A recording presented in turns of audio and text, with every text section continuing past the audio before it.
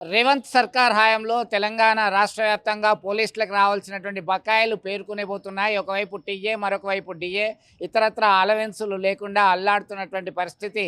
పోలీసులు ఎవరికి చెప్పాలో తెలియక ఇబ్బంది పడుతున్నటువంటి పరిస్థితి.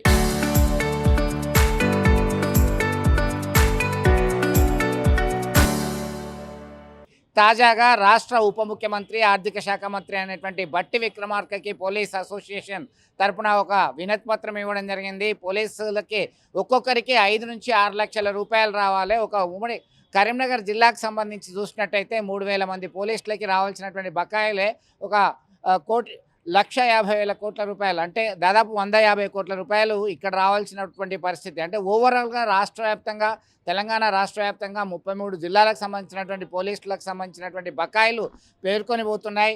దీన్ని ఖచ్చితంగా విడుదల చేయాలి, తమకి ఫేవర్గా ఉండాలంటూ విజ్ఞప్తి చేయడం జరిగింది. ఆయన సానుకూలంగా స్పందించడం జరిగింది. మొత్తం మీద బట్టి విక్రమార్కతో పాటు మంత్రి పొన్నం ప్రభాకర్ ఉన్నారు. అంటే ఇప్పటికే ఉద్యోగంలో ఒక రకమైనటువంటి భావనతో ఉన్నటువంటి పరిస్థితి రేవంత్ సర్కార్ పైన. ఒకవైపు టీచర్లు, మరొక వైపు ఇతరత్ర రెవెన్యూ ఉద్యోగులు, మరొక వైపు తాజాగా పోలీస్ అధికారులు.